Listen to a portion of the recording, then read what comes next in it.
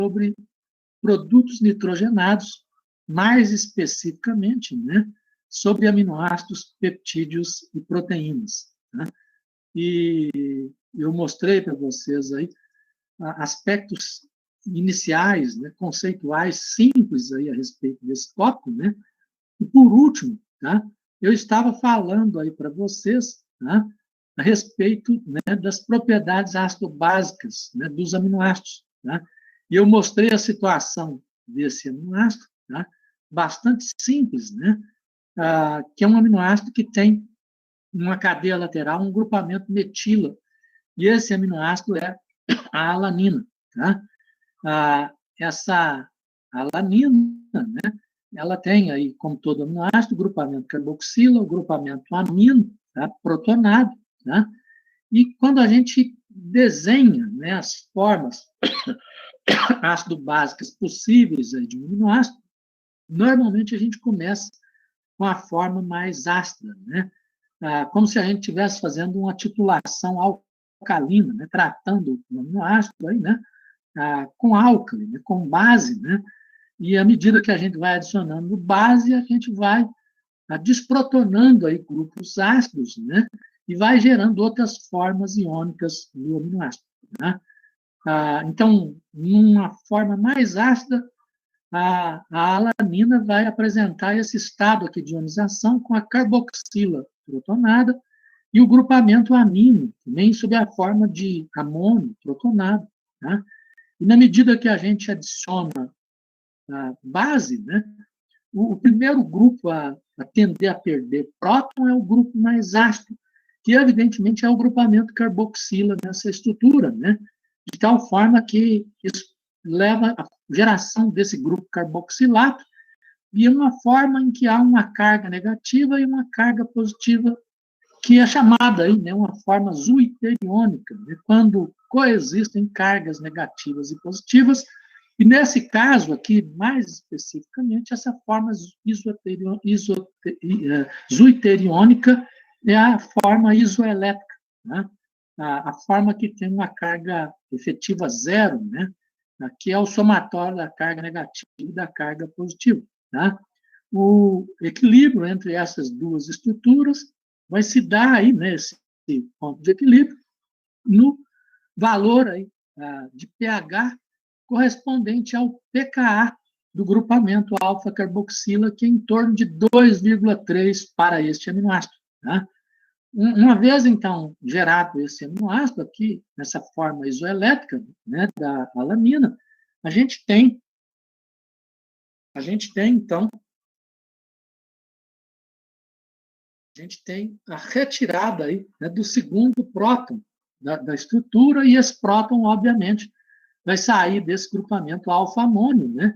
E isso gera a terceira forma, né, iônica da alanina, que é a forma aniônica. Então, são três formas iônicas que a alanina pode apresentar, né? Uma vez que ela só tem dois grupos ácidos ou básicos, tá? Essas três formas iônicas, né, elas contemplam aí, né, a forma isoelétrica, eletricamente neutra, que vai existir num valor de pH, que é chamado de pH isoelétrico. Um valor de pH isoelétrico é sempre a média dos valores de pKs que contribuem para a geração da forma isoelétrica. Então, no caso aqui, seria 2,3, a média de 2,3 e 9,7. Então, nesse valor de pH médio, eu tenho o pH isoelétrico da alanina. Né? É possível a gente determinar aí pH isoelétrico de uma biomolécula, né? De um aminoácido, um peptídeo, de uma proteína, né? Usando essa fórmula, né, empírica aqui, né, em que o pH isoelétrico é igual a pKn mais pKn mais 2, né, em que M é igual ao número de grupamentos de natureza básica, de grupamentos que podem assumir carga positiva na estrutura do peptídeo, do aminoácido, da proteína. Tá? E para usar essa fórmula, né, a gente precisa colocar aí numa sequência crescente, né, os valores de pK. Né? No caso aqui, né, são só 2, né? Então, 2,3 seguido de 9,7. Tá? Então, esse N é igual a 1. Tá? Então, a gente vai ter a média de pK1 e pK2, né, nesse caso especificamente. Tá? Mas se eu tivesse aí outras estruturas, né, como estruturas aqui da histidina, da lisina e da arginina, né, que tem cada um desses aminoácidos 2 grupos que podem assumir cargas positivas, aí a gente tem uma situação diferente, né? Vai ser a média de pK2 mais pK2 mais 1, pK3, né? Esse valor aí do pH de natureza isoelétrica. Dentro aí dessa questão, né, dessa discussão, eu propus para vocês, né, essa questão aí, né, para que vocês resolvessem aí no final de semana, né, como atividade de natureza assíncrona, né, uma oportunidade de vocês também revisarem aí esses conhecimentos, né, lerem a literatura a respeito do assunto, né, e eu compilei aqui da Wikipédia, né, essa estrutura aí, né, de uma biomolécula. Aí eu pergunto para vocês, a que classe de biomoléculas pertence esse composto, né? Então, eu tenho aqui um grupamento carboxilo, um carbono alfa ligado a um grupamento amino, né? E uma cadeia lateral, tá? Então, eu tenho aqui um alfa-aminoácido. Então, isso aqui é um produto nitrogenado, é um alfa-aminoácido especificamente, né? Esse produto nitrogenado. Depois perguntei quantos grupos ácidos ou básicos ele apresenta, esse composto apresenta. Então, eu tenho aqui essa carboxila, 1, tá? O grupamento amino, 2, e aqui esse grupamento carboxila, tá? Na cadeia lateral, 3 grupamentos ácidos básicos. Qual é o valor de pK de cada um desses grupos ácidos básicos? Assim, antes de falar exatamente esse valor de pK, a gente já pode predizer aqui pela estrutura qual que é o pK mais baixo, mais ácido. Né? Então, esse aqui, certamente, né? Porque ele está próximo aqui desse grupamento amino, que tem um efeito retirador de elétrons por indução através da cadeia, tá? E por ressonância no espaço, né? nas 3 dimensões do espaço. Né? Então, isso torna essa carboxila mais ácida do que essa carboxila aqui. Mas, obviamente, esse aqui vai ser o pK mais ácido, mais baixo, seguido desse aqui, né? E, em terceiro lugar, esse aqui, tá? O pK já numa faixa alcalina aí, de um grupo aí de natureza básica, efetivamente. Tá? Desenhe as formas iônicas possíveis de estarem presentes na natureza para aquela biomolécula. Tá? Como pode ser experimentalmente determinado o valor de pK de cada um dos grupos ácidos ou básicos daquele composto. Tá? Então, eu desenhei na sequência, né, as formas iônicas daquele aminoácido. Né? Aquele aminoácido é o aspartato, o ácido aspartico, né? E assim, usando o mesmo critério que a gente usou anteriormente, eu mostrei aqui à esquerda, né, a forma completamente protonada do ácido aspartico. Né? Então, eu tenho esse ácido aspartico aqui no estado que a carga efetiva é positiva, né? Monopositivo, que é uma forma de natureza catiônica. Então, como o grupo mais ácido é esse aqui, na medida que eu adiciono base, elevo o pH, no procedimento aí que eu posso estar medindo o pH da solução, tá? Se trata aí de um procedimento de titulação, tá? Potenciométrica, né, do aminoácido. Tá? Então, inclusive, essa titulação potenciométrica é o método aí que eu posso utilizar para determinar os valores de pKs aí desse aminoácido. Então, na medida que eu adiciono base, né, eu adicionando aí, tá, meio equivalente aí de base, né, eu vou atingir aí 50% aí, dessa forma do aminoácido, né, que é uma forma isoelétrica zwitteriônica. Ela tem ambas as cargas, é um zwittério, e é uma forma isoelétrica, né? Ela é eletricamente neutra. Né? E aqui eu tenho, então, na situação, no pH, em que eu tenho aí esse equilíbrio, né, o valor aí do pKa desse grupamento carboxila desse aminoácido. Tá? Se eu adicionar meio equivalente, no total de um equivalente, eu vou ficar com 100% das formas aqui nesse estado isoelétrico. Tá? E se eu adicionar mais meio equivalente, eu já entro aqui com 50% dessa forma, 50% dessa, e eu posso caracterizar aqui o valor do pKa do segundo grupo ácido básico, que, evidentemente, em ordem decrescente aí de acidez, né? Esse grupamento aqui, beta-carboxila do aspartato. Com 2 equivalentes de hidróxido, né? A gente atinge 100% aqui dessa forma mononegativa, né? Zuiteriônica do ácido aspartato, né? Que é zuiteriônica, mas não é isoelétrica. Tem cargas negativas e positivas, mas a carga efetiva não é zero. Né? E adicionando mais meio equivalente, a gente chega nessa situação de equilíbrio que vai caracterizar, então, o pK do grupamento ácido básico remanescente, aí, né? Que vai ser, então, essa forma de negativa, aí, né? Que é uma forma, agora, que não é zuiteriônica, né? Porque ela não tem ambas as cargas, né? Não tem uma carga positiva, né? Mas é uma forma de natureza aniônica.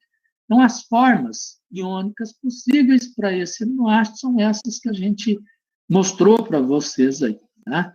De tal maneira que eu continuo fazendo perguntas aqui, ó. A adição de um grupamento metileno junto àquele já presente na molécula gera uma outra biomolécula da mesma classe. Qual é ela? Né? Então, assim, se eu colocar, aqui tem um grupo metileno, se eu colocar mais um junto dele, né, aí eu vou ter o aminoácido que é o ácido glutâmico. Né? Que impacto esse aumento da cadeia tem no pKa dos grupos ácidos ou básicos dessa biomolécula? Tá?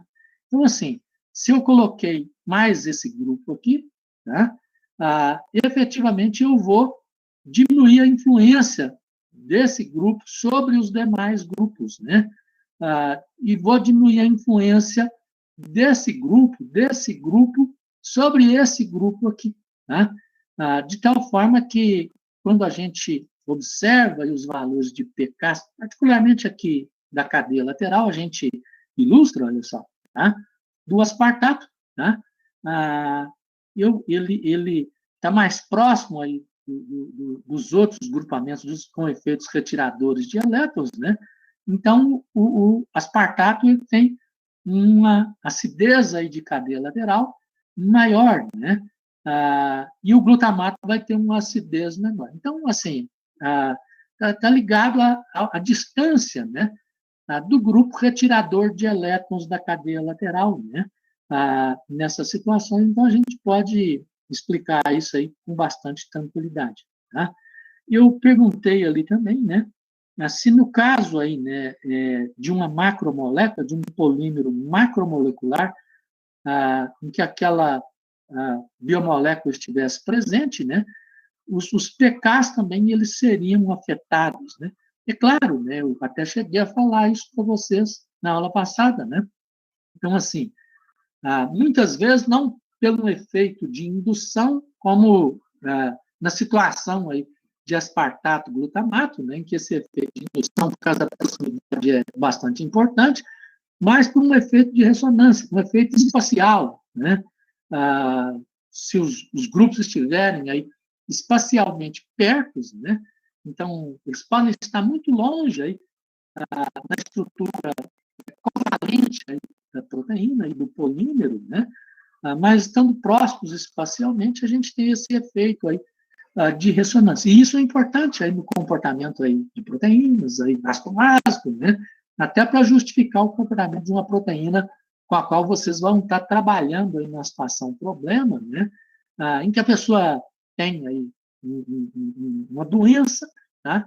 E essa doença vai causar alterações aí no comportamento dessa proteína. E a gente tem conhecimento aí dessas questões ácido-básicas isso fica aí bastante fácil, né, para vocês entenderem. É claro, assim, que é muito mais do que isso que eu estou falando aqui, né?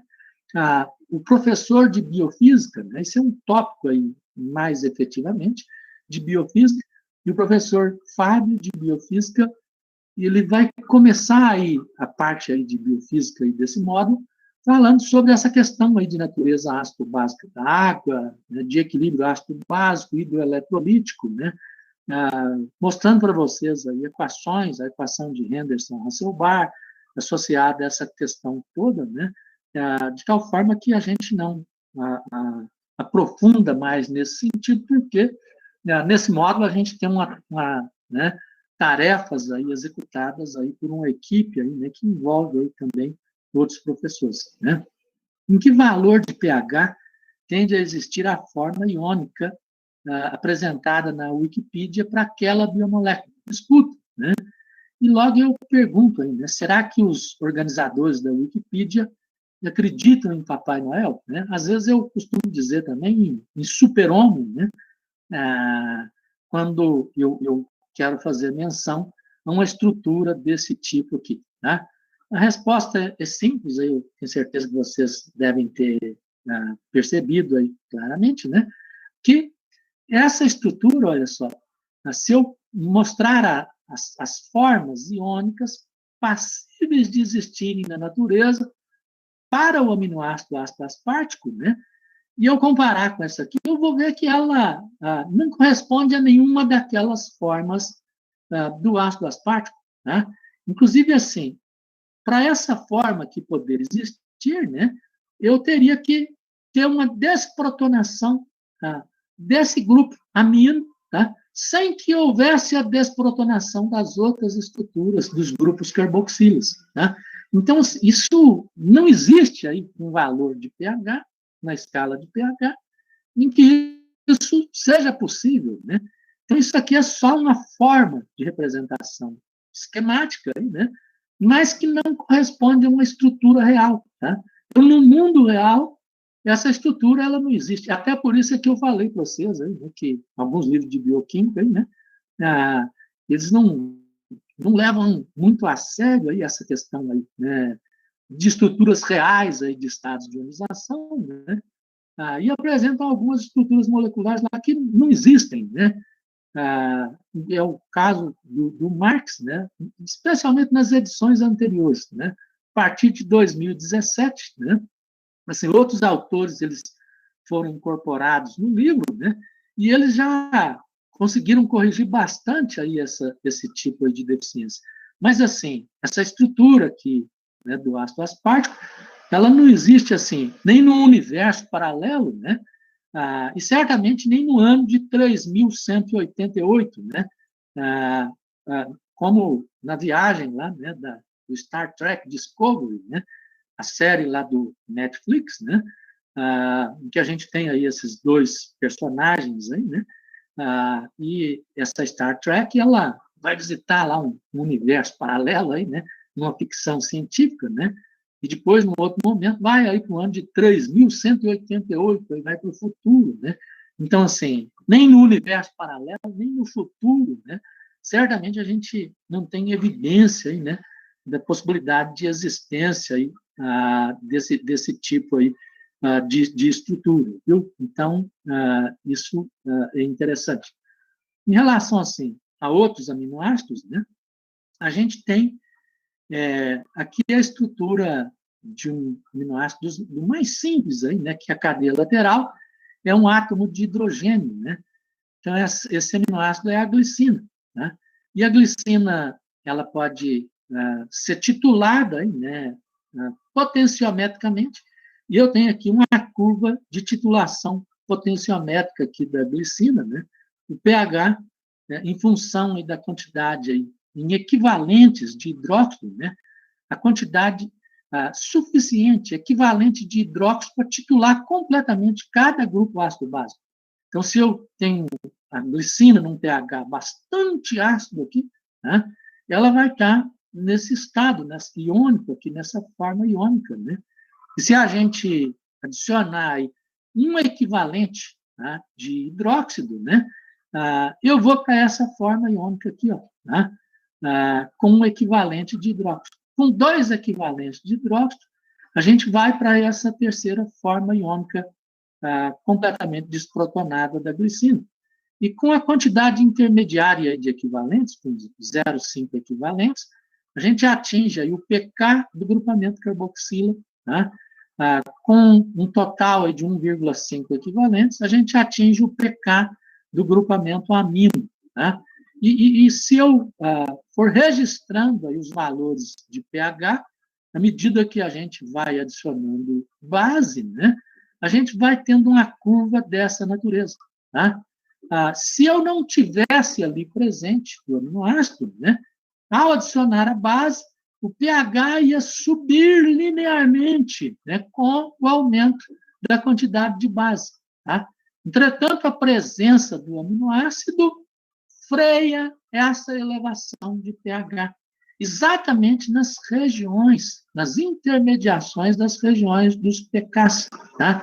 Então, essa ação de frear a variação do pH, determinada pelos grupamentos ácidos básicos do aminoácido, do peptídeo, da proteína, tá? Ou de outra biomolécula, tá? Ou de outra molécula, né? Não precisa ser nenhuma biomolécula, né?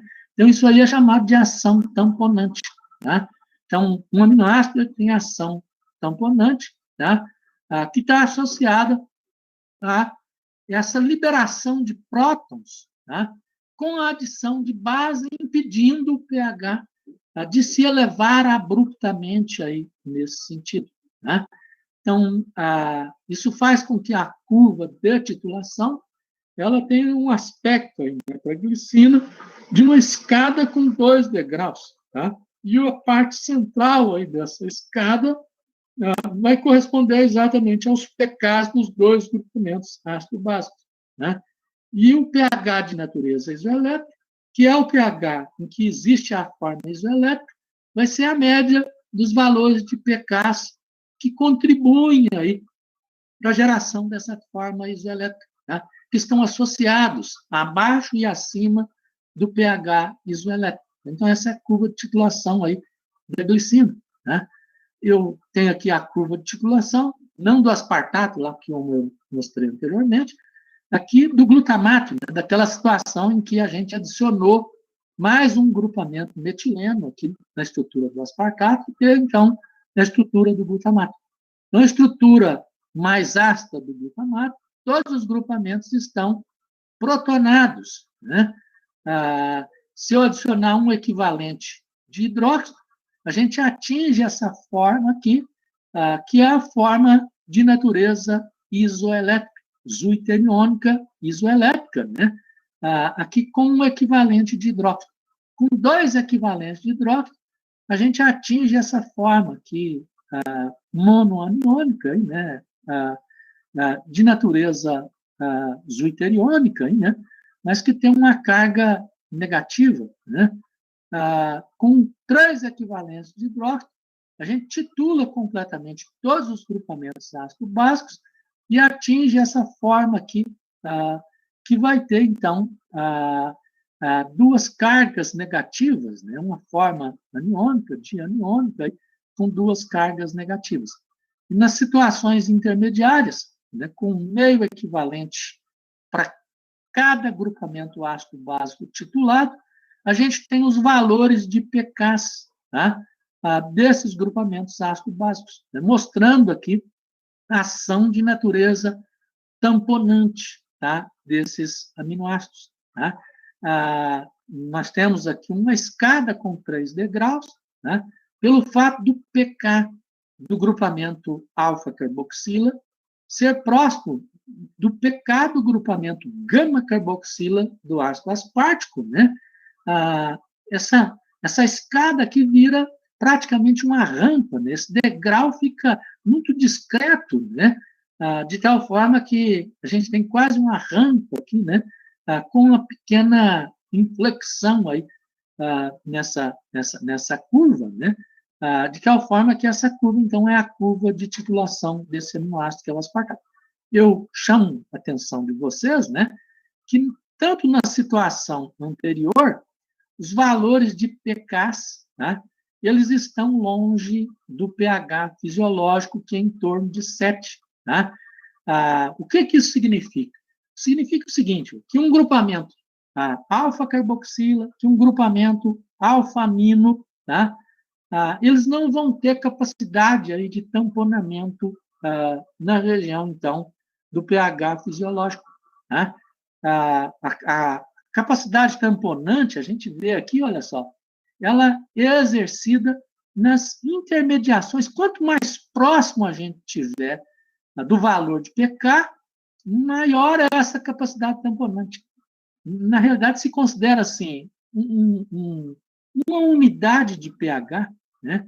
Em torno de uma unidade de pH, acima e abaixo aí do valor de pK, como sendo uma região de tamponamento aí, possível, né, de melhor ação de natureza tamponante aí, de um grupamento de natureza ácido-básica.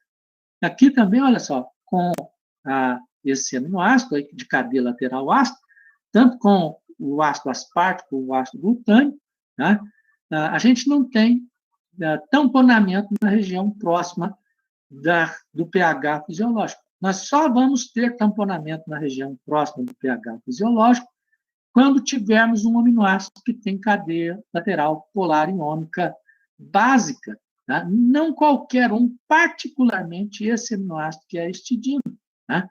Então, quando a gente tem a histidina e a gente desenha aqui a estrutura mais ácida da histidina, completamente protonada, né? E a gente vai adicionando, então, base progressivamente. Com um equivalente de base, a gente atinge essa forma aqui, ó, tá?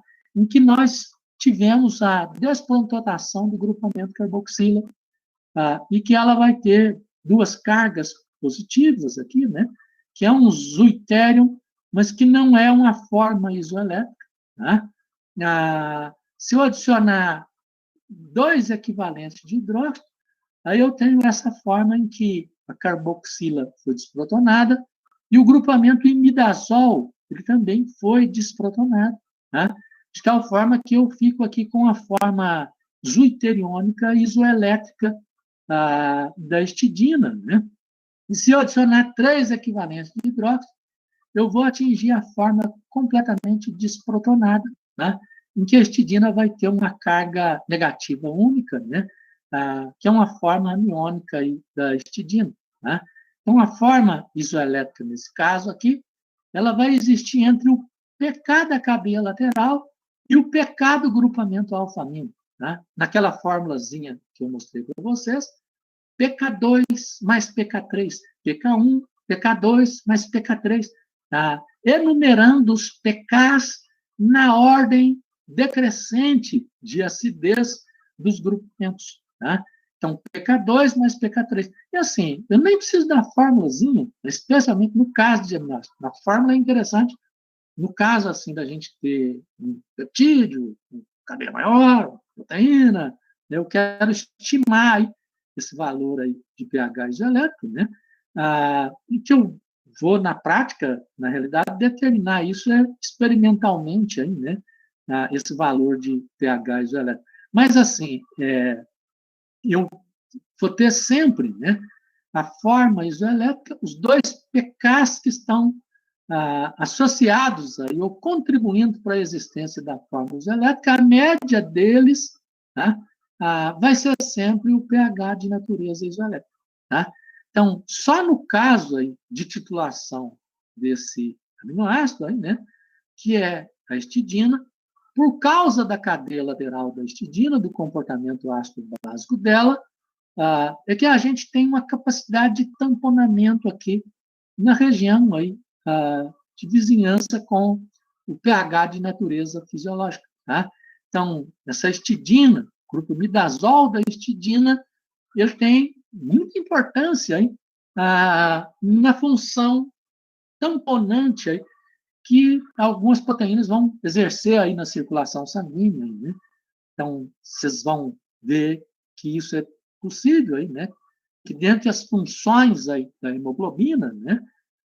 De ligar e transportar o oxigênio, a hemoglobina ela também em função, aí, a ação aí de natureza tamponante, tá?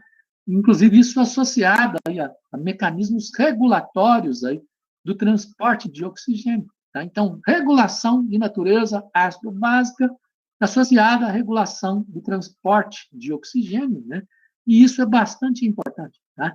Inclusive, alguma coisa que pode ser perturbada aí, né? Em processos patológicos, aí, em doenças aí, derivadas de polimorfismos genéticos hereditários aí, que algumas pessoas podem apresentar, né? E isso tem grande importância aí, de natureza médica, aí, né? Para que o profissional, né, da medicina aí, possa entender aí, esse tipo de doença, né? Inclusive as abordagens aí, né, terapêuticas, os cuidados, as preocupações, a orientação que deve ter em relação aí a esse tipo de paciente, né? Eu tenho certeza que vocês vão estar se deparando aí com esse tipo de situação. Assim, eu nunca vou estar dizendo para vocês, entregando aí as situações, problemas aí a serem disparadas, aí, né? Mas eu admito aí, né, que vocês vão ter problemas, aí, situações, problemas associados a esse tipo de situação. Até por isso que a gente não especifica muito mais aí essa questão, apenas dá algumas pistas, aí, algumas dicas iniciais para vocês conseguirem crescer aí, nesses conhecimentos, né? Para depois, então, de vocês esgotarem aí no fechamento aí da situação problema, né? As dúvidas, os questionamentos de vocês, a gente fazer aqui, então, aquela sessão que eu chamei para vocês aí, de shelter from the storm, né? De abrigo contra a tormenta, em que a gente vai fazer uma contextualização, no caso aí, bioquímica, né? Da situação, problema envolvida aí nessa unidade, aí, nessa parte aí do andamento aí da disciplina. Então, assim, cada aminoácido pode ter, assim, os seus PKs aí, de grupamentos ácido-básicos determinados através de titulação. Tá? E a gente tem variações, né, desses valores aí, né, por causa de efeitos, né, de grupamentos vizinhos, aí, de efeitos eletrônicos, aí, de grupamentos, ou retiradores, ou reforçadores aí, de elétrons de grupamentos vizinhos. Tá? Isso é bastante importante, aí, com toda certeza. Tá? Deixando de lado aí essa questão, passando para frente, vamos falar um pouquinho aí de outro tipo de propriedade aí dos nossos aminoácidos, das nossas proteínas, né? Que são as propriedades de natureza espectral, né? Quando a gente tem um polímero de aminoácido, um peptídeo, uma proteína, é muito conveniente. Eu mostrei para vocês aí, né, no caso dos nucleotídeos, dos ácidos nucleicos, né, que é possível a gente monitorar a presença, né, de nucleotídeos e ácidos nucleicos na solução, usando aí propriedades espectrais, né, das bases nitrogenadas, purínicas, pirimidínicas, né, que são a capacidade, né, constituída pela capacidade aí, de absorção de luz na região do ultravioleta, né, mais especificamente aí, no caso das bases nitrogenadas, na região de 260 nanômetros, né? No caso aí das proteínas, né, particularmente por causa de dois aminoácidos específicos que têm aí anéis aí de natureza aromática, né, duplas ligações conjugadas, ou seja, maior densidade eletrônica na estrutura, né? Essas espécies elas podem absorver, né? Todas elas vão absorver em região de comprimento de onda bastante baixo, aí, né? Mas na medida que eu aumento aí o comprimento de onda, né? Esses dois aminoácidos, né? Eles são capazes aí de absorver luz, né? Numa região aí de comprimento de onda em torno de 280 nanômetros, né? Então, é o caso aí da tirosina e é o caso do triptofano. Então, a tirosina e o triptofano têm cadeias laterais aí, né? Com maior densidade eletrônica, né? que favorece, então, essa absorção de luz nessa região. Por isso, eu posso detectar aí a presença de uma proteína, muito provavelmente, tá? Uma proteína aí, um polímero aí, com uma quantidade grande aí de aminoácidos, deva ter aí resíduos aí de tirosina e ou triptofano, né? A gente, então, tem nessa situação esse comportamento espectral aí dessa proteína, essa capacidade de absorver luz aí nessa região, né? De tal forma que eu posso usar o comprimento de onda aí de 280 nanômetros para detectar a presença de uma proteína numa solução. A absorção de luz do triptofano ela é muito maior do que a absorção da tirosina, né? Então, assim, isso é uma questão aí importante, aí, com toda certeza, né? Quanto mais triptofano a proteína tiver, maior vai ser a absorção de luz dela, né? Mais tirosina também, só que quem vai permitir para um aumento mais impactante aí na capacidade de absorção é efetivamente aí o triptofano, né? Mas a tirosina também, tá? Essas propriedades espectrais elas estão relacionadas aí com a lei de Lambert-Beer, né? E a gente usa aí, né, essa lei de Lambert-Beer, né, para avaliações aí, né, em vários procedimentos aí de natureza analítica e para determinar uma concentração de uma proteína, uma solução, por exemplo. Então, eu vou estar falando aí, existem aí procedimentos hoje até automatizados aí, né, em que o laboratório aí de análises clínicas, aí de patologia clínica, ele pode estar determinando aí a concentração lá de uma proteína a partir aí desse comportamento espectral aí, né, usando essa lei de Lambert-Beer, né, isso já automatizado, né? Então, está ligado aí à capacidade aí que uma solução, no caso aqui de uma proteína, né, apresenta de absorver luz, né? Então, eu tenho aqui um dispositivo, né, que é chamado aí de cuveta, né, ou de cubeta, tá? A gente pode dizer assim também, né? Na realidade, em língua portuguesa, esse termo cuveta, né, é um galicismo, né, e também um anglicismo, né? E a gente vai ter, então, essa possibilidade de designar isso também como cubeta em língua portuguesa, né? Embora, assim, sempre tem gente aí que vai falar que está errado, né? Que tem que falar desse jeito, daquele outro jeito. Assim, meio complicado aí a língua portuguesa, né? Especialmente aí diante de tantos estrangeirismos aí. Assim, a gente não precisa ter muito cuidado nesse aspecto. Todas as formas, eu acredito assim, especialmente assim, diante aí da supremacia da língua inglesa no mundo, hein, admitir aí esses estrangeirismos aí, né, sem maior preocupação, aí, né, são coisas próprias aí da língua. Mas, então, se eu tiver uma fonte de luz, né, é possível que essa fonte de luz ela seja filtrada aí, né, através aí de um monocromator, de um prisma, e eu possa selecionar uma luz aí, de um único comprimento de onda, aí, né? Como, por exemplo, lá de 280 nanômetros, né? E eu, usando essa luz aí de 280 nanômetros e fazendo a luz incidir aqui sobre uma solução de proteína, tá? Essa solução de proteína vai absorver a luz, tá? De tal que a quantidade de luz emergente aí, né? Ela vai ser menor, né? O que significa de luz transmitida é menor, significa que a gente teve aqui uma absorção de luz. Tá? Então, é possível medir essa luz absorvida, né, usando aqui uma fotocélula, aqui, né, e essa quantidade de luz absorvida, ela é mensurada aí através de uma propriedade espectral que é chamada de absorvância ou absorbância. Tá?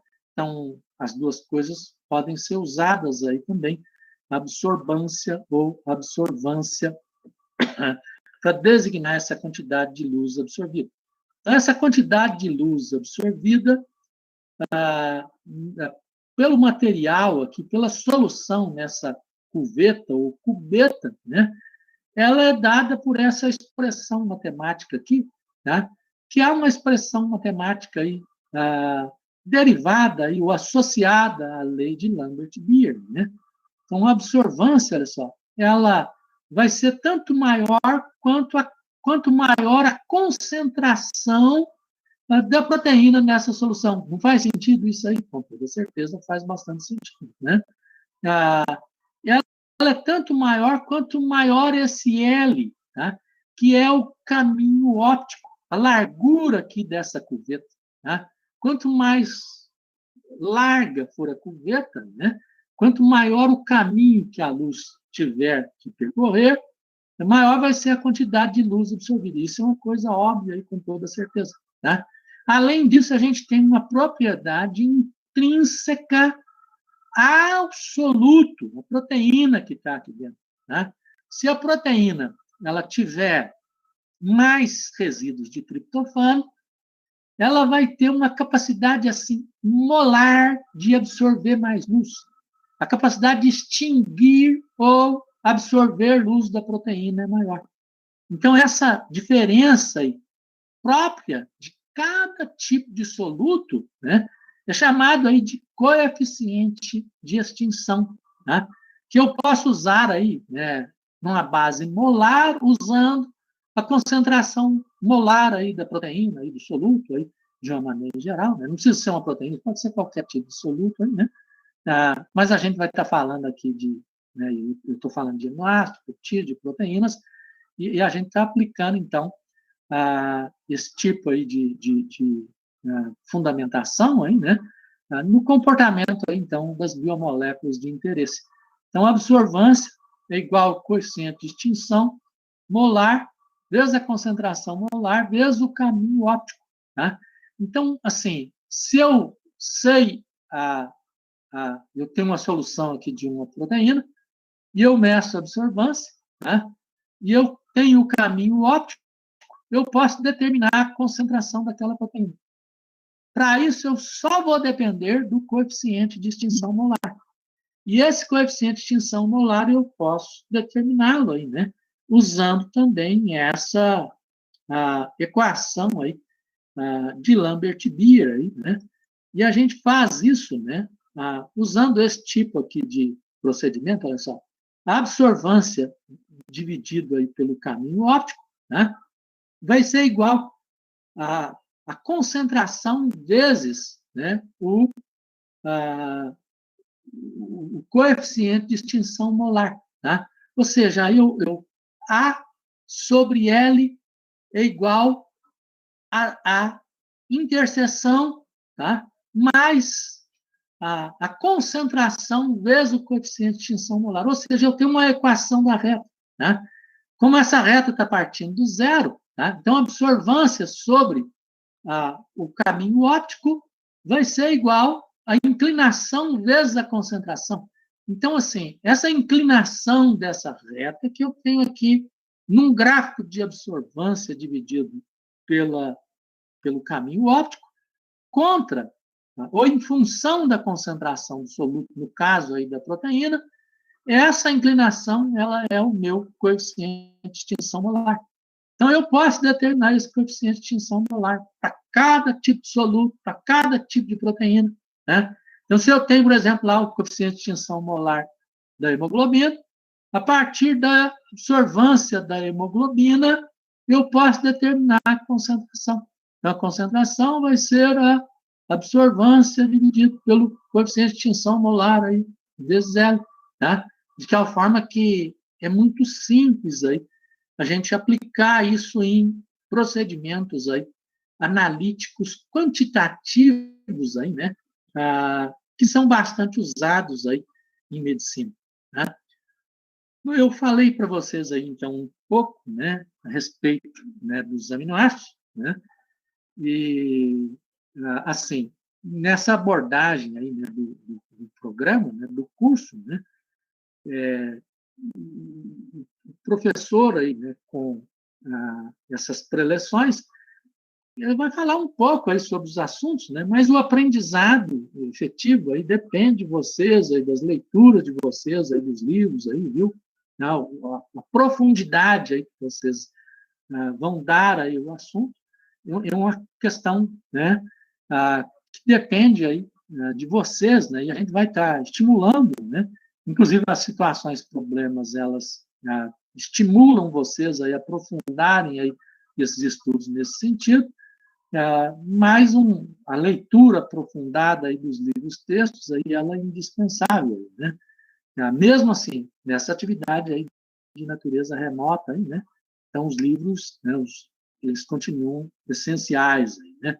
Assim, inclusive tem eles aí, né, na internet aí tem os PDFs, né? Tem as editoras hoje aí, todas elas têm arquivos aí eletrônicos aí, edições eletrônicas aí desses livros, inclusive assim a preços, né, se a pessoa for adquirir aí, que são bastante razoáveis aí, né, de tal forma que isso fica bastante fácil. E assim, e também tem os textos aí em inglês aí, né, muitos disponíveis aí na internet aí, né, das pessoas de uma maneira geral, né. Mas assim, outro tipo aí de produto nitrogenado importante, né, são os peptídeos. Então, os peptídeos são os polímeros de aminoácidos que têm um tamanho mais curto, né, de cadeia. E o peptídeo ele é formado pela junção de um grupamento carboxila de um aminoácido com um grupamento amino de outro aminoácido.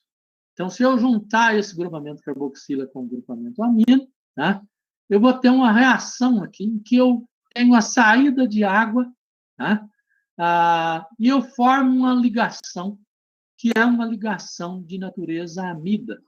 Então, essa função amida existente aí num polímero de aminoácidos recebeu a designação aí de ligação peptídica. Isso porque esses polímeros de aminoácidos foram designados aí, né, particularmente os polímeros menores aí, né, de peptídeos, né, de tal forma tem os polímeros, os peptídeos têm os polímeros menor, né, tem polímeros maiores, os oligopeptídeos com poucos aminoácidos, os polipeptídeos com mais aminoácidos. Tá? Então, essa ligação amida no interior, aí, juntando aí os aminoácidos na estrutura de um polímero, ela é designada como ligação peptídica e ela é uma função aí de natureza amida.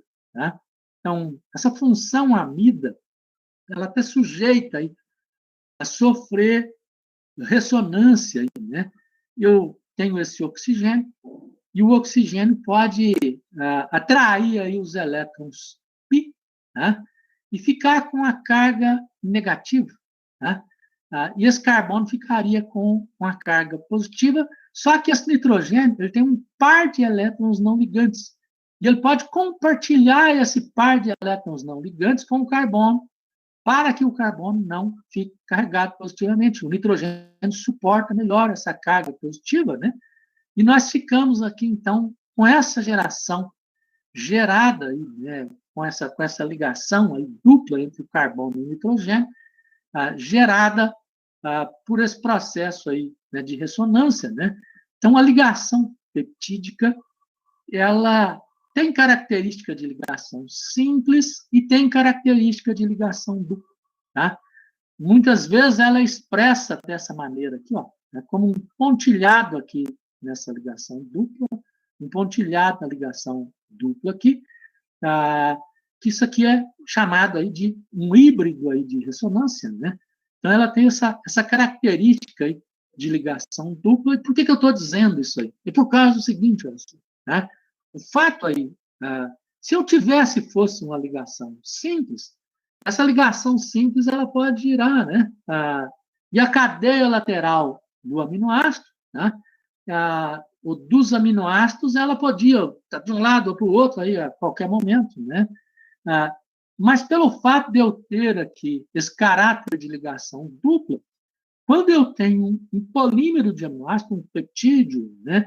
Quando eu tenho uma proteína, eu não posso girar essa ligação e fazer com que a cadeia lateral, que está para fora, por exemplo, né, ela volte para dentro, né, ou que está para dentro, ela volte para fora da estrutura da proteína. Né? Então, isso é importante. Né? Muito importante, inclusive, para entender aí, o impacto de mutações, de polimorfismos gerados por mutações pontiformes, aí, né, que vão alterar um aminoácido ou outro aí na estrutura da proteína, tá? E a proteína não consegue se rearranjar, né? Fazendo com que aquela cadeia lateral que estava para fora, por exemplo, né, era uma proteína hidrofílica, e a proteína hidrofílica ela tem que ter cadeias laterais de aminoácidos polares iônicos voltados para fora, para poder permitir que ela seja hidrossolúvel. Cadeias laterais hidrofóbicas voltadas para dentro. Mas em algumas mutações aí, né, que vão gerar polimorfismos, a pessoa vai ter aí uma cadeia lateral de um aminoácido com uma propriedade diferente aí, né, voltada para fora, né? Então isso assim significa ou para dentro, né? Isso vai significar aí alterações no comportamento aí dessa proteína, tá? Que vão significar problemas, né, de natureza patológica, aí, né? Isso permite aí a compreensão da fisiopatologia, aí, né? Dos aspectos moleculares associados à fisiopatologia de uma grande quantidade de doenças aí, né? E vocês vão começar aí com uma doença muito importante aí, né? Que comete uma percentagem muito grande aí da população brasileira aí, né? Da população em várias regiões do mundo, particularmente da população brasileira, né? E a gente tem que ter, então, essa preocupação aí com essa questão. Os nossos peptídeos, então, em relação ao tamanho da cadeia, podem ser classificados em oligopeptídeos e polipeptídeos. Né? Então, a literatura fala, se tiver até 10 é oligo, se tiver mais que 10 é poli, né? Se tiver mais que 100 é uma proteína. Sim, não sei se é bem assim, entendeu? Não existe esse rigor assim absoluto. Isso é uma questão assim relativa, aí, né? O estabelecimento aí desse ponto de corte aí para saber o que é pouco, o que é muito, né? O que é uma proteína, né? E a gente vai ver aí polipeptídeos aí, né, sendo referidos aí na literatura, até nos livros de textos, aí, como proteínas, né, se eu considerar essa questão aí do tamanho da cadeia. Na realidade, assim, tendo uma estrutura tridimensional, com funções definidas, aí, essa estrutura polipeptídica, ela tem características aí de uma proteína, tem níveis de organização típicos aí de uma proteína, né?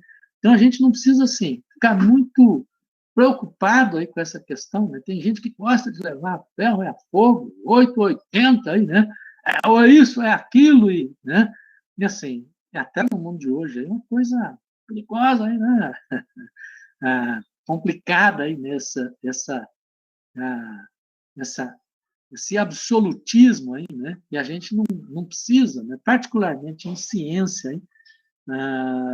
O importante é a compreensão das coisas, aí, né? Os conceitos, né? As classificações, elas visam aí, né? Que as pessoas elas tenham mais facilidade aí de compreender, né? De estudar, de se referir aos processos, né? E, inclusive assim, quando se trata aí dos processos patológicos, né? Inclusive de diagnosticar, de tratar, né? Então as classificações elas são importantes, sim. Mas nada assim, a ferro e a fogo absoluto, aí, né? Questão de vida ou morte, aí, né? A gente não precisa ver por esse lado. Aí, né? Quando eu tenho um peptídeo pequeno, é possível que a gente dê um nome a esse peptídeo pequeno relacionado aí com a sua composição em aminoácidos. Normalmente, quando a gente tem um peptídeo, uma proteína, e a gente vai desenhar a estrutura do peptídeo da proteína, eu começo na esquerda, né? Isso é uma convenção, né? Associada aí à nomenclatura, né? Colocando à esquerda o aminoácido que tem a porção aminoterminal livre e colocando à direita o aminoácido que tem a porção carboxila terminal ou carboxi terminal livre. Né? Então, eu tenho aqui, olha só, né? Um resíduo de tirosina, aqui um resíduo aqui de glicina, né? Outro resíduo de glicina, né? Aqui um resíduo de fenilalanina, né? E aqui esse resíduo de leucina na estrutura. Né? Então, para designar esse peptídeo, então, eu pego todos os aminoácidos que têm o grupamento carboxila comprometido na ligação amida e uso o sufixo, né? Dou a eles a designação acila correspondente. Dou o nome de radical acila desse aminoácido. Então, a tirosina, o radical acila é tirosinil ou tirosil. Né? A glicina é glicil. Né? A fenilalanina é fenilalanil. E eu preservo para o aminoácido que tem grupamento carboxila e que não está presente na estrutura somente através de sua função acila, ligada, comprometida na ligação, eu preservo o nome desse aminoácido. De tal forma que eu tenho aqui tirosil, glicil, fenilalanil, leucina, é o nome desse aminoácido. Então, assim, qualquer peptídeo, né, pode ser designado aí dessa maneira, assim, a proteína fica mais difícil, né, designar proteína através dessa forma, né? Eu já tinha mostrado para vocês aqui esse outro peptídeo, né, com 2 aminoácidos, e, na realidade, ao mesmo tempo, um éster, né? Então, aspartato, fenilalanina, L-aspartato, L-fenilalanina. Eu até chamei a atenção para vocês, tá? Esse peptídeo aqui é o aspartame, né? Que é usado como um adoçante aí na indústria de alimentos, né? Se eu usar aqui defenilalanina em vez de L-fenilalanina, o sabor doce desaparece, a substância ela tem um sabor amargo aí, né? Para ilustrar para vocês a importância aí da estereoespecificidade. Então, na designação do nome aí do peptídeo, normalmente vai se falar também aí dessa configuração espacial aí, né? L-aspartil, L-fenilalanina, metiléster, né? Aqui, no caso, não é a ligação amida, né? Então, a literatura usa esse tipo aí de nomenclatura para se referir a esse peptídeo, né? E vejam bem aqui, ó, né, que mesmo um peptídeo pequeno já tem aí designação trivial, né? Quando a gente tem peptídeos maiores, aí, né? Aí as designações triviais elas vão ser usadas aí em detrimento aí das designações de natureza sistemática. Aqui eu tenho outro peptídeo aí muito importante, né? Do qual a gente vai estar falando aí bastante aí, e a literatura hoje, no mundo de hoje, aí, fala o tempo inteiro aí a respeito desse peptídeo, né? Porque ele tem propriedades antioxidantes. Eu já antecipei aí para vocês, né, que a degeneração das nossas estruturas biológicas aí, né, associadas aí às várias doenças, ao envelhecimento, né, e elas têm aí um componente oxidativo bastante forte, né, e antioxidação, um oxidativo inespecífico. A gente vai ver aí as oxidações específicas, metabólicas, geradoras de energia essencial aí para a manutenção da condição vital, e a gente vai ver oxidações inespecíficas aí, deletérias, degenerativas, né? E a gente tem várias abordagens antioxidativas. O nosso próprio organismo nosso próprio organismo produz essa substância, né? Que vai ser usado aí, né, como um cofator aí, né, na ação aí de enzimas antioxidantes, né, no nosso organismo. Então, esse peptídeo aqui, olha só, ele é composto por um resíduo de glutamato, por um resíduo de cisteína e por um resíduo de glicina. A cisteína está ligada à glicina através da alfa-carboxila, ligada ao grupamento amino da glicina. Só que aqui, de uma maneira pouco comum, tá? Nos peptídeos de uma maneira em geral, a gente tem a ligação do glutamato através da cadeia lateral em vez da alfa-carboxila. Tá? Por isso é que eu tenho aqui gama-glutamil cisteinilglicina. É o nome sistemático aí desse peptídeo, né, que é chamado aí de glutatión, tá? O glutatión, né, no inglês, né, a designação é usada aí, né, para ambos os gêneros. Quando a gente traduz aí para o português, a gente tem que fazer uma opção aí de gênero aí, né, das palavras aí, né, e usá-las aí no feminino, no masculino, né, de tal forma que algumas pessoas vão traduzir como a glutationa, né? Outros vão traduzir como o glutatión, tá? Em português de Portugal vão falar que é o glutatião, tá? Então, assim, o glutatião, no português do Brasil as pessoas vão usar mais a glutationa, tá? Eu falo, né, e uso aí em língua portuguesa o glutatión, tá? Uma forma assim meio anglicística aí, né? Mas assim perfeitamente perdoável aí, né? O que é importante é a comunicação aí, né? Na ciência de uma maneira em geral, né?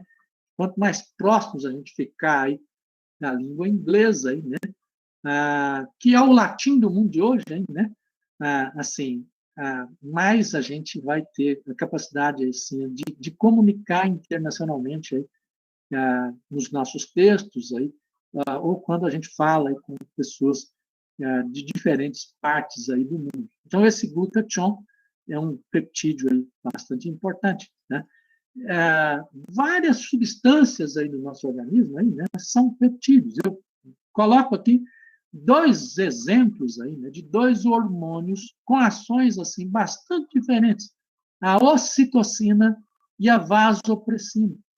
Então, as estruturas, inclusive, são muito parecidas, e a única diferença que a gente tem é desses dois amostras aqui, ó, tá? A isoleucina aqui muda para fenilalanina, e a leucina aqui muda para arginina. Então, assim, mudanças discretas aí na composição dessas espécies vai ser responsável por padrões assim de funções bastante diferentes, né? Então isso é bastante importante. Eu aproveito a ocasião aqui também para falar para vocês o seguinte, olha só, né? Que essas espécies hormonais elas são planejadas aí para agirem em concentrações muito baixas aí de nanomolar, né?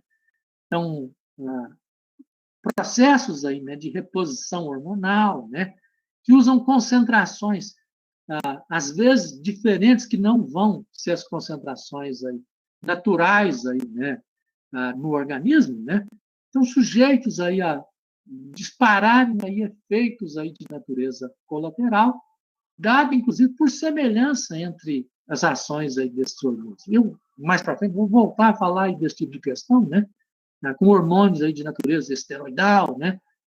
Assim, às vezes, né? Um hormônio ele passa a ter comportamento aí de um outro hormônio diferente com o qual ele tem uma semelhança estrutural por causa de concentração, né? Ele pode aí se ligar ou ativar aí a receptora de um outro hormônio, né? A especificidade aí para esse outro receptor ela é baixa, mas se você aumentar a concentração, você favorece, você tem manifestações aí de efeitos colaterais aí, né? Então, assim, essas coisas elas são bastante importantes aí, a gente ter isso em mente aí, né? Dentro da medicina, né? Especialmente quando a gente vai falar das questões aí, das práticas de reposição hormonal, né? De terapêuticas de ação de drogas, né? Não são coisas importantes, né?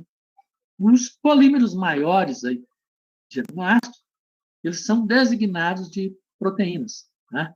Então, essas proteínas, elas são os polímeros que têm cadeias maiores. Eu vou aproveitar aqui o momento, olha só, e já vou salvar aqui, eu tenho 66 participantes, a lista de presença aqui, ó. Depois, mais ao final da aula, eu salvo novamente aí essa lista de presença, tá? Mas, então, eu falando aí, né, dos produtos nitrogenados, os produtos nitrogenados, eles comportam também os polímeros maiores aí, né, que são as proteínas. Não é só polímero maior, né, porque, assim, a proteína é muito mais aí do que um polímero com a quantidade maior de resíduos de aminoácidos, né? Por isso, a gente, para conceituar uma proteína, a gente precisa levar em conta aí diferentes níveis de organização da estrutura da proteína, né? Então, uma proteína é um polímero de aminoácidos que tem aminoácidos unidos entre si por ligações peptídicas, tá? Então, essa sequência de aminoácidos da estrutura de uma proteína, ela define apenas o que é chamado de estrutura da proteína. Não que isso não seja importante, porque se mudar a estrutura primária, aí, né, às vezes pode não significar nada. Né? A história das mutações pontiformes aí que eu falei para vocês, dos polimorfismos aí que vão ser gerados, pode não significar nada, mas como pode significar muito, propensão a doença, doenças aí, variadas aí, né? E isso é bastante importante aí, com toda certeza. Tá? Então, essa sequência dos aminoácidos vem a ser a estrutura primária, e essa estrutura primária, olha só, eu mostro aqui um exemplo da estrutura da insulina. Então, a insulina tem um total aí, de 51 resíduos de aminoácidos na sua estrutura, né? Formados pela junção aí de duas cadeias. Uma cadeia com 21 resíduos de aminoácidos e outra cadeia com 30 resíduos de aminoácidos. Assim, são cadeias, chain, em inglês, aí, né? Não subunidade, que é uma coisa diferente, como a gente vai falar para vocês aí. Tá?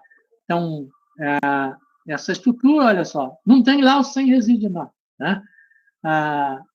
A rigor, aí, né, se eu considerar esse limite aí de 100 aminoácidos para definir uma proteína, como alguns autores vão dizer, né, eu diria que é um polipeptídeo. Né? Mas se vocês pegarem aí a literatura de uma maneira geral, eles vão falar da insulina como uma proteína. Assim, cá entre nós, né, a insulina, ela exerce a sua ação aí no nosso meio interno, e ela está pouco se lixando aí, né? Se você está chamando ela de peptídeo, de polipeptídeo, ou de proteína, né? E algumas pessoas vão brigar por causa disso aí, né? Vão, no mundo de hoje, aí, né? Até se matar aí, por causa de uma diferença conceitual aí entre os indivíduos aí, né? Então, uma coisa assim, não faz o menor sentido, né? Uma coisa medieval aí, com toda certeza. Né? Então, no mundo da ciência, a gente briga assim por ideias, desde que as ideias elas sejam construtivas, aí, mas briga de uma maneira assim, tá? Científica, né? Uma maneira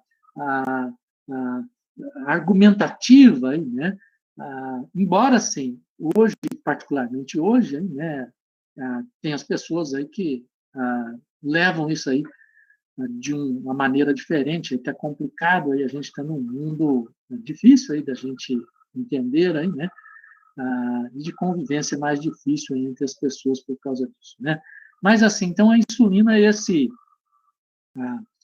polipeptídeo, essa proteína, do qual a gente vai falar muito aí, né? Eu até comecei aí esse assunto aí de produtos nitrogenados, de aminoácidos, peptídeos e proteína, mostrando, ó, né, uma embalagem da preparação medicinal aí de insulina, hormônio aí de natureza regulatória, que vai regular uma quantidade grande de funções no nosso organismo, inclusive do metabolismo. Né? Eu até falei assim, para a gente entender aí essa questão aí, né, associada à insulina, o uso terapêutico da insulina no diabetes, o diabetes, né, em si, né, nós precisamos entender muito aí sobre estrutura e função de biomoléculas, sobre metabolismo aí, né? As pessoas vão entender pouco aí, né, a respeito aí, né, de uma doença complexa como o diabetes, né, do diagnóstico, né, da terapêutica de diferentes tipos aí de diabetes, né, se elas não se dedicarem aí, né, ao estudo aí, né, da estrutura, da função das biomoléculas, do metabolismo das biomoléculas. Então, isso é muito relevante. Vocês vão ver que, de uma maneira muito tranquila, muito simples, vocês vão estar entendendo perfeitamente aí o que acontece aí no diabetes aí, a partir aí do conhecimento aí das alterações metabólicas que a gente tem. Né? Então, uma proteína, ela é esta sequência de aminoácidos que define a estrutura primária, mas que se organizam em torno de uma dimensão maior do espaço, né? Gerando aí o que é chamado de estrutura secundária. Então, quando eu tenho uma proteína, as proteínas podem apresentar estruturas como essa aqui, ó, né? Que é uma alça, que é um loop, né? Que é uma forma de organização em torno de uma dimensão maior do espaço mostrada aí, nesse eixo de natureza vertical, nessa figura. Né? Uma estrutura de natureza helicoidal, essa alfa-hélice, como ela é chamada. Né? Então, é um tipo de estrutura que pode estar presente secundária. Né? E a gente tem as estruturas aí em folha pregada, beta sheet, né? Melhor falar assim, né? Essa palavra em língua inglesa, né? Prolongando aí esse som aí do I, né? Então, a gente tem então, essa estrutura em folha pregueada, né? Que é um tipo de estrutura secundária de uma proteína. Essa estrutura em loop aqui, né? Ela é estabilizada por ligações de hidrogênio entre grupamentos, né? Uma quantidade menor de ligações de hidrogênio. Então, ela é uma estrutura, assim, menos estável. A estrutura alfa-helicoidal, estabilizada aí por ligações de hidrogênio, por pares iônicos também, em algumas situações da estrutura. Né? Então, ela é mais estável do que a estrutura anterior. Né? Mas eu tenho a estrutura, que é chamada aí, em folha pregueada, beta sheet, né? Essa beta sheet, né? E ela é uma estrutura que eu tenho aí um segmento, né, de estrutura proteica num sentido e num outro sentido, né? Eu tenho um outro segmento aí de estrutura proteica, né? Na realidade, eles não precisam estar em sentidos opostos, né? Eles podem ser paralelos ou antiparalelos, né? Mas eles vão se ligar aí através de uma quantidade maior aí de ligações de hidrogênio, de interações aí de natureza iônica, de tal forma que essas estruturas em beta sheet são estruturas mais estáveis, bem mais estáveis do que as estruturas em alfa-hélices, do que os loop. Né? Então, uma proteína que tem uma quantidade mais extensiva de estrutura secundária em beta sheet é uma estrutura mais estável, uma proteína de natureza mais estável. Tá? E essa história da estabilidade é uma questão já importante que a gente precisa estar falando com vocês, ainda que normalmente as pessoas vão falar assim, é mais estável, é melhor, acha que é melhor porque é mais estável. Né? E no mundo biológico não é bem desse jeito, entendeu? Cada estrutura ela é programada para ter uma estabilidade que é compatível, né, com os processos homeostáticos do organismo vivo, do ser vivo, do nosso organismo, aí no caso. Né? Então, ela tem que exercer uma função e logo depois ela tem que ser degradada. Né? E se ela for estável demais, né, e ela exercer essa função numa base continuada, isso significa aí um desequilíbrio, uma quebra de natureza homeostática, significa aí um problema. Né? Então, a gente vai até falar para vocês aí de grupo de doenças em que a proteína tem estabilidade exagerada. Né? É o caso, por exemplo, aí de doença de Alzheimer, da demência de Alzheimer, em que a gente tem esse tipo aí de excesso de estabilidade na proteína amiloide, aí, na proteína beta-amiloide, que na realidade é um peptídeo beta-amiloide, né? É o caso aí também das chamadas doenças prion ou prion, né, como algumas pessoas vão dizer. Né? Então, essas doenças prion ou prion são doenças aí, em que há um excesso de estabilidade aí em estruturas proteicas. Então, assim, quando a gente fala de estabilização, é sempre a gente ter em mente, né? É bom a gente ter em mente que a gente está falando de um ideal aí, fisiológico de estabilidade. Então, as proteínas são polímeros de aminoácidos unidos entre si por ligações peptídicas que se organizam em torno de uma dimensão maior do espaço e se anovelam nas 3 dimensões do espaço, gerando uma estrutura que é chamada de tridimensional. Né?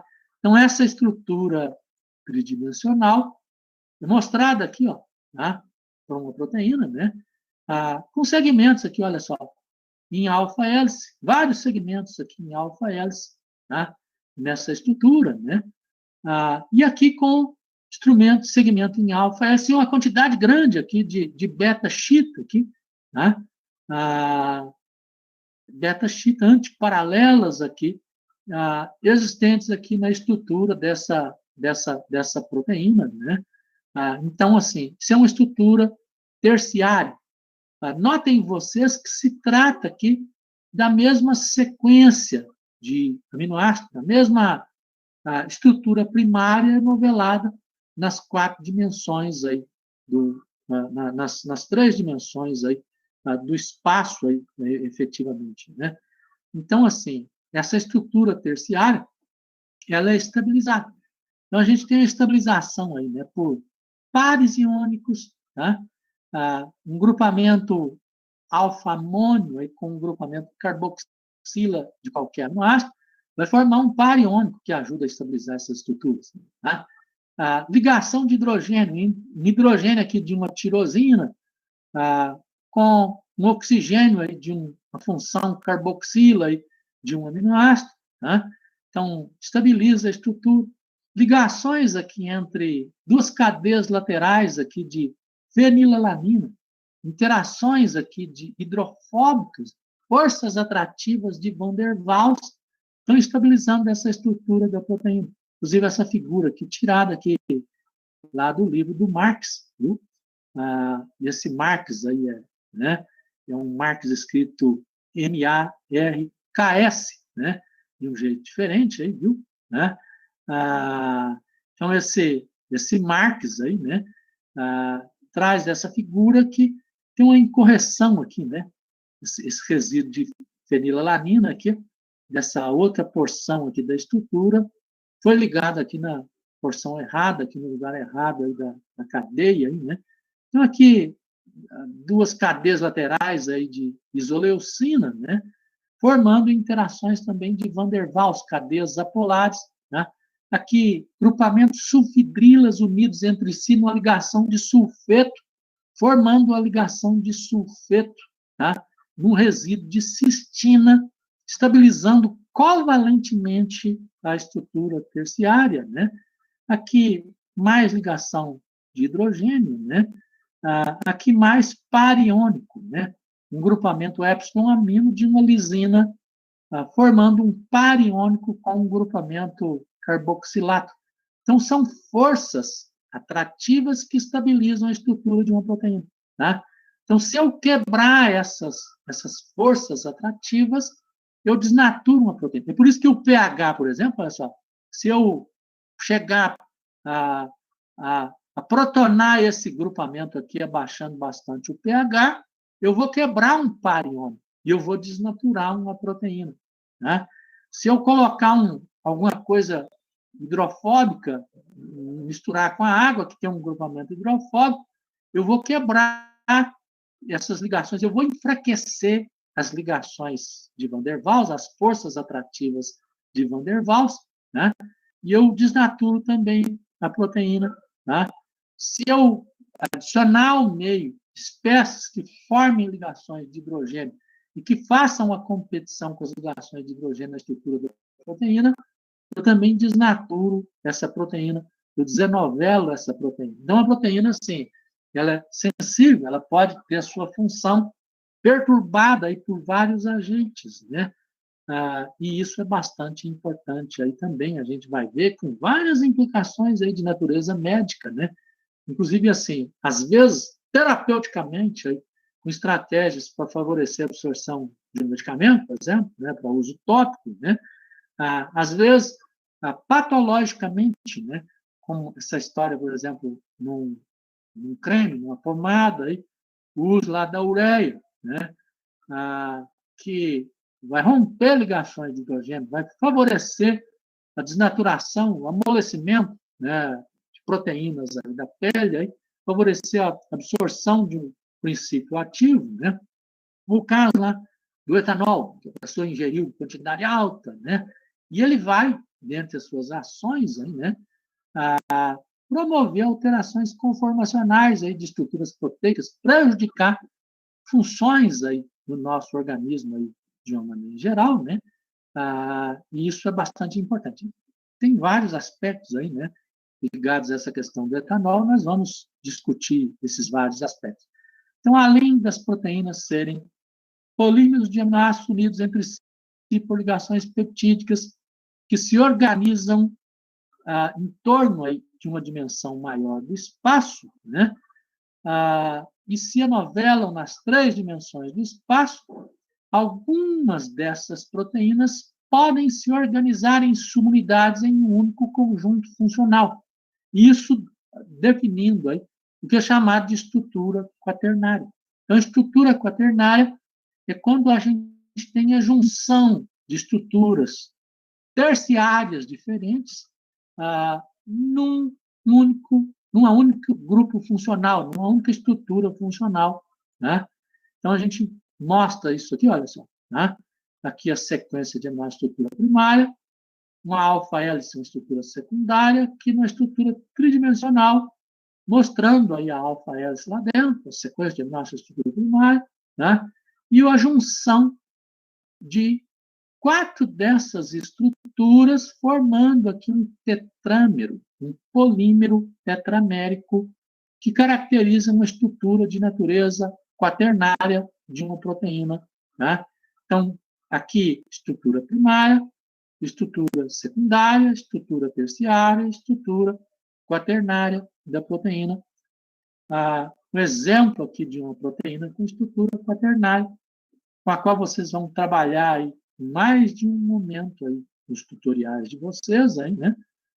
Porque é muito importante, né? A proteína, por exemplo, os eletrólitos, ligada a transporte de oxigênio, a homeostase ácido-básica, ao equilíbrio ácido-básico e hidroeletrolítico aí do nosso organismo.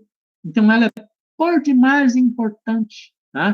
E ela pode levar aí ela vai participar, na realidade, assim, tudo que envolve aí degeneração aí no nosso organismo vai envolver aí alterações aí no comportamento aí desse tipo de proteína. Então, a gente tem que ter um olho aí dirigido aí para essa. Até por isso, assim, que o hemograma, tá, como instrumento, assim, médico, né, de diagnóstico aí, ele é tão importante, ele é imensamente importante em doenças aí extremamente variadas de uma maneira geral. Tá? E a gente vai estar falando sobre isso. Mas então a hemoglobina é uma proteína tetramérica. Tem 4 subunidades. Inclusive tem esse grupamento aqui em vermelho, olha só, mostrado aqui que é um grupamento não proteico. Então uma proteína pode ter também grupamentos não proteicos aí, né? Serem proteínas conjugadas, né? Então, é o caso aí da hemoglobina, que apresenta esse grupamento N na sua estrutura, que é um grupamento aí de natureza não proteica, né? E isso é bastante importante aí, né? Um conceito assim associado à estrutura de proteína que é relevante é o conceito de domínio. Eu falei para vocês de estrutura terciária, eu falei para vocês de estrutura quaternária, tá? Então, assim, é importante a gente ter isso em mente aí, né, que muitas pessoas confundem domínio com subunidades. Eu tenho aqui uma proteína, tá? Cálcio, calmodulina, ligante aí de cálcio, né? Essa proteína ela é formada por uma única estrutura primária e essa proteína ela tem 4 regiões estruturalmente organizadas na sua estrutura terciária. Essas regiões estruturalmente organizadas com funções definidas na estrutura terciária são chamadas de domínios. Tá? elas não são subunidades. Uma subunidade é quando a gente tem, assim, uma cadeia peptídica, uma sequência peptídica definida, formando uma estrutura tridimensional isolada. Aí a gente tem uma subunidade, uma estrutura terciária definida. Aqui é tudo a mesma cadeia, tá? E a gente tem organizações espaciais diferentes nesse aspecto, né? Nós, quando falamos aí de proteínas, precisamos classificar as proteínas, né? A literatura vai falar de proteínas fibrilares, de proteínas globulares, proteínas fibrilares ou fibrosas. É o caso aí do colágeno, que é uma proteína estrutural, né? Vocês vão falar muito aí de colágeno aí, em histologia, aí, né? E a gente tem as proteínas globulares ou globosas. Tá? Normalmente, essas proteínas fibrosas, normalmente são proteínas estruturais, tá? Vão formar lá o tecido conjuntivo, tá? A gente vai ter esse tipo de proteína na parede de um vaso, aí, por exemplo, né? A gente tem proteínas que são destinadas a exercer uma função aí no meio solúvel, lá no meio aquoso, né? Essas proteínas normalmente são proteínas globulares, aí, né? Embora a gente tenha proteínas globulares, hidrofóbicas, associadas a uma membrana biológica, por exemplo, né? Mas normalmente a gente tem essas proteínas hidrofílicas destinadas a exercer uma função no meio aí de natureza aquosa, como proteínas de natureza globular, tá? Inclusive, essas proteínas hidrofílicas, assim, a gente tem nelas, né, grupamentos aminoácidos com cadeias apolares, aminoácidos com cadeias polares. Nessas estruturas, para que ela seja, assim, solúvel no meio de natureza aquosa, os aminoácidos que têm cadeias de natureza apolar, cadeias laterais apolares, ficam voltadas, essas cadeias apolares ficam voltadas para o interior, tá, da estrutura da proteína. E as cadeias laterais polares e polares iônicas voltadas para fora, para garantir que a proteína, então, ela fique dispersa, solúvel naquele meio. Isso é bastante importante, com toda certeza. Né? Uma proteína hidrofóbica de membrana já vai ter os grupamentos hidrofóbicos voltados para fora, né? E os grupamentos hidrofílicos voltados para dentro, né? Quanto ao número de subunidades, a gente pode classificar as proteínas em monoméricas e oligoméricas. Monomérica só tem uma subunidade, né? E as oligoméricas têm mais do que uma subunidade, né? A hemoglobina é uma proteína oligomérica, por exemplo, né? Então, isso aí é bastante importante, né? As proteínas podem ser classificadas também em relação à composição. Em relação à composição, a gente tem proteínas simples, que só são formadas por aminoácidos, são polímeros de aminoácidos. E tem as proteínas conjugadas, que têm porção proteica formada por polímeros de aminoácidos, e a porção não proteica, que constitui o que é chamado de um grupo prostético. Tá? Então, cada subunidade da hemoglobina é uma proteína conjugada, que tem o grupamento prostético, que é o grupamento M. Né? Esse grupamento prostético pode ser de natureza diferente, aí pode ser, inclusive, um carboidrato. A gente tem lá uma glicoproteína. Né? Pode ser um lipídio, a gente tem uma lipoproteína. Pode ser nucleotídeo, ácido nucleico, e a gente tem uma nucleoproteína. Tá? E vários outros, né? Grupamentos aí, né? Podem estar associados à estrutura da proteína. A gente vai vendo isso aí ao longo aí do nosso módulo, né? As proteínas, né, elas são sujeitas, então, a sofrer esse processo de desnaturação e desenovelamento. Tá? Diferentemente do que algumas pessoas pensam, desnaturação não é sinônimo de desenovelamento. Desnaturação representa a mudança estrutural associada à perda de função. Desenovelamento representa a perda de função também, né?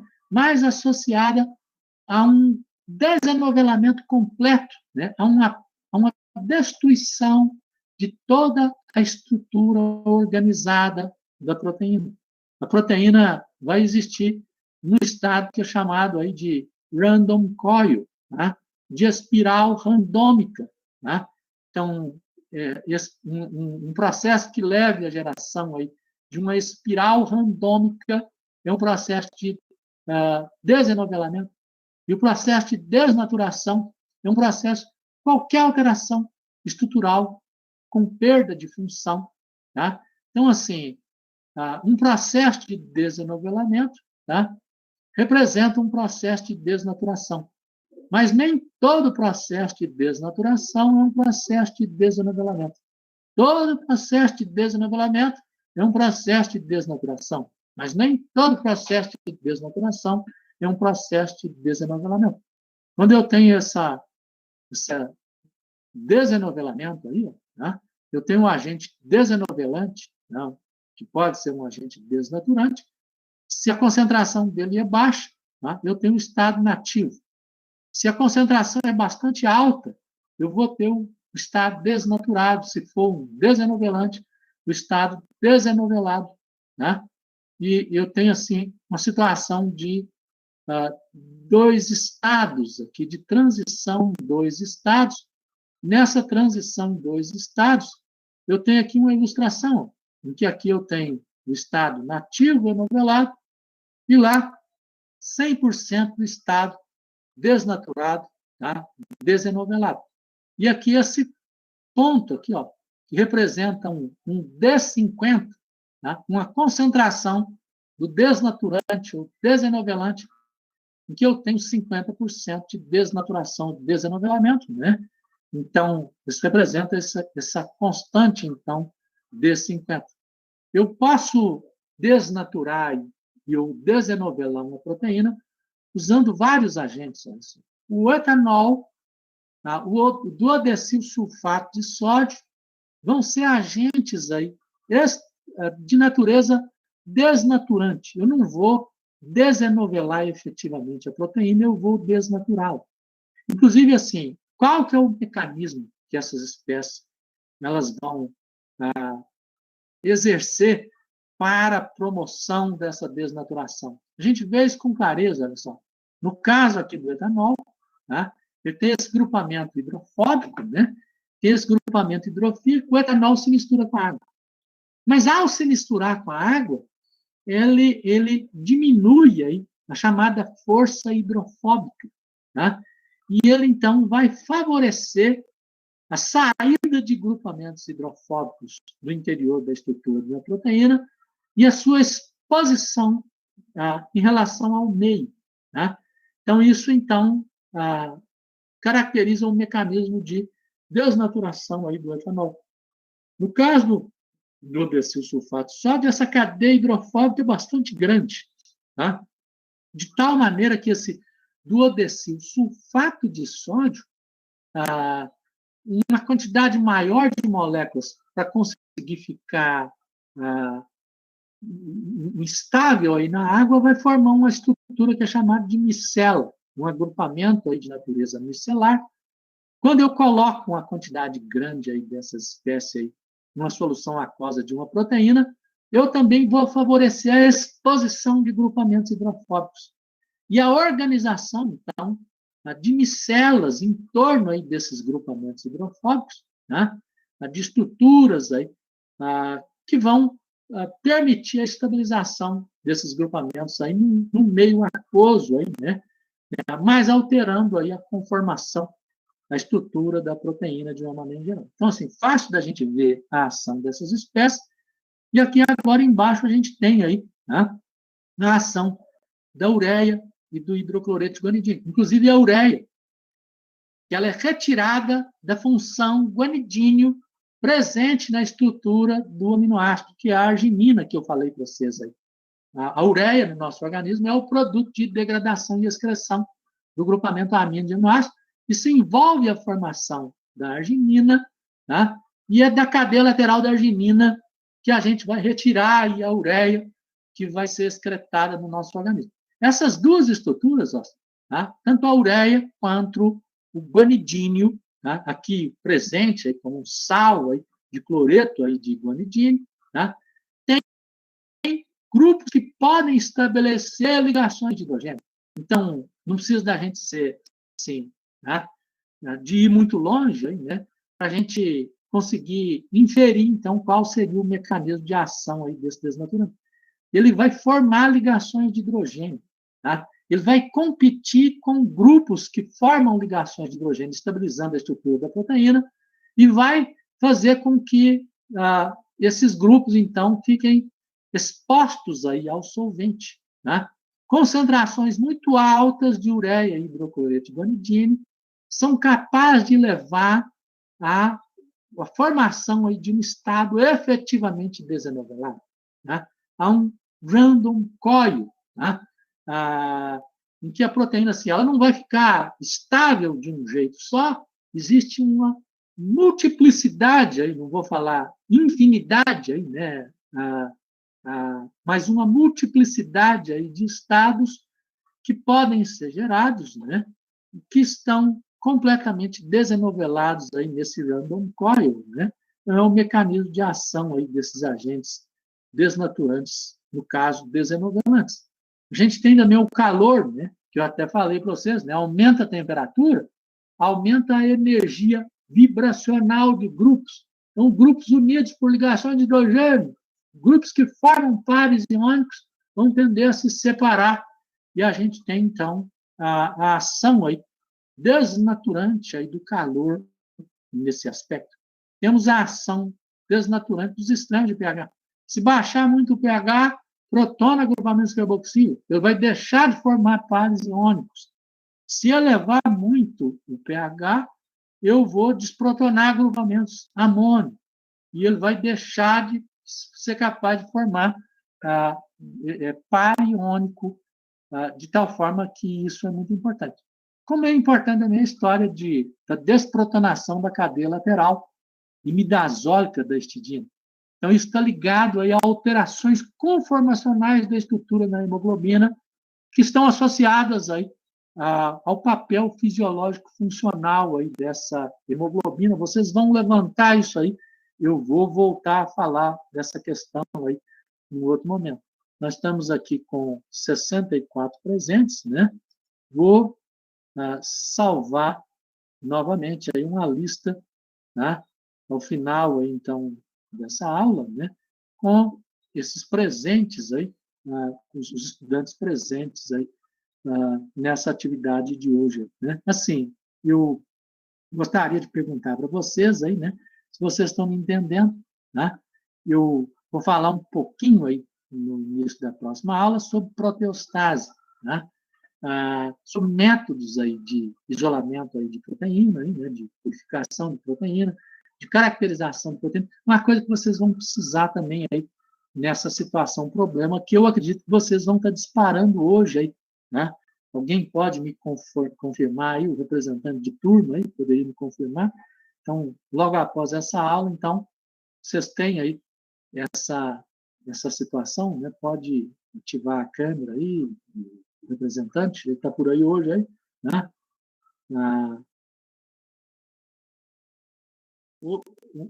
Outra pessoa, né? Poderia estar me dizendo. Vocês estão me ouvindo? Sim, né? Quem quer responder minha questão aí? Tá? Estão ouvindo, tá? Então, vocês vão ter o tutorial agora na sequência, então.